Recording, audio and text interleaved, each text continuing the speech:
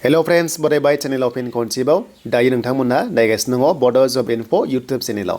दा बे समाव मोजां खबर बेनो जाबाय एफर्मेलेटार राननाय नोंथांमोननि मोजां खबर फैदों आसाम पुलिसनिफ्राय आरो लोगोसे BTC साख्रिनि सायाव।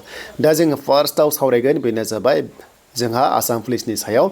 दा फैनाय लोगो लोगो लेटेस्ट अफिसियेल नटिस फैबाय जायखौ नोंथांमोना जेनेखि आसाम पुलिसाव 6000 नि गेजेराव साख्रि मोनदोंमोन दा फाइनाली नटिस मा पस्टआ गाबोन एबा 3 तारिख डिसेम्बराव एबा 3 डिसेम्बराव एपइन्टमेन्ट लेटारखौ मोनगोन बेनो जाबाय खानापारायाव। दा फार्स्टआव दङ नोंथांमोननि UBSA लेभेलाव, बेनिफ्राय 7 SI दङ APRO लेभेलाव, बेनिफ्राय 51 पोस्ट नोंथांमोननि कमान्डो बेटेलियन्स SI लेभेलाव प्लास गुबुन गुबुन पोस्ट दङ कन्ट्रलार लेभेलावहाय 164 जाहैबाय एबि जेनेखि कमान्डो दङमोन आरो ग्रेड 4 स्टाफ दङ आरो लोगोसे कन्स्टेबल AVUB नोंथांमोननि 2300 प्लास 1645 दङ जेराव इंक्लुडिं एक्स NDB केडार्सफोर दङ बिथांमोनाबो मोनसिगोन आरो लोगोसे ड्राइभार दङ आरो गोबां माने बोटमेन आरो लोगोसे गोबांथार माने गुबुन गुबुन पोस्टआव दङ आरो गासै 6000 पोस्टआ नोंथांमोना बेनो जाबाय गाबोन मोनसिगोन दायो। अके स' गाबोन एबा 3 तारिख डिसेम्बराव 11 AM जानाय लोगो लोगो नोंथांमोना सहैनांगोन।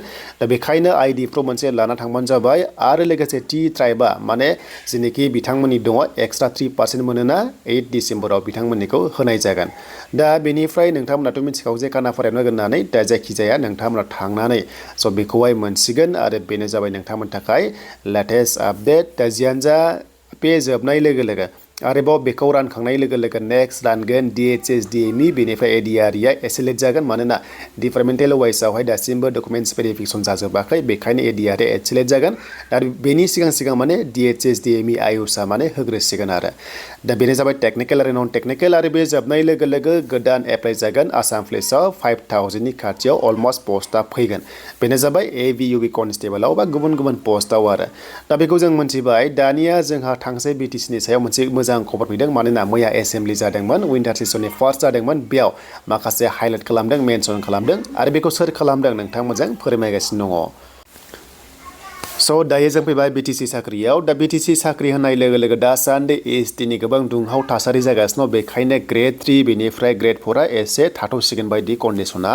दा बिनि सायाव सावरायथ'नाय जायाखै एसि मिटिंआव एसेम्बलियाव नाथाय मैयानि एसेम्बलियाव मोनसे मोजां खबर फैदों बेनो जाबाय टेट जेनेखि हमना ला टेट नोंथांमोना दङ LP UP नि टेटखौहाय 900 प्लास भेकेन्सि दं होनना बुंदों आरो बेखौ थाबैनो थिसनथाइ बिलाइखौ नैबे डिसेम्बरावनो होगोन होननानै बिथांमोना माने बुंनाय जादों प्रेस मिटआव। नोंथांमोना प्रेस मिट नायदोंबा मोनसिगोन जे जेनेखि बिथां EMआ बुंदोंखि माने थ' बिथाङा बुंदों बेनो जाहैबाय टेटनि एपइन्टमेन्ट लेटारखौहाय माने जगार खालामनांगौ बा थाबैनो होनांगौ होननानै बिथाङा माने रेस्ट खालामदों। दा बेखायनो नैबे डिसेम्बराव टेटफोरा मोनग्रोसिगोन नाथाय ग्रेड 3 ग्रेड 4 आ एसे लेट जानो हागौ एबा डिसेम्बराव माबाफोर जुदि लास्ट जोबनायथिं खबर फैगोन नामा एबा गाबोन जुदि खनसेबाव एसेम्बलियाव जुदि बुंबावोब्ला गाबोन जुदि एसेम्बलियाव बुंबावोब्ला थ' बेनिसा खबरखौ मोनफिनगोन नेक्स्ट लेभेलाव। थ' बेखायनो बड' जब इनफो इउटुब चेनेलाव नोंथांमोना नायबाय था जाहाथे लेटेस्ट आपडेट मोनो। दा जियानो जा नोंथांमोना बयबो जाहाथे नेक्स्ट आपडेट नेयो।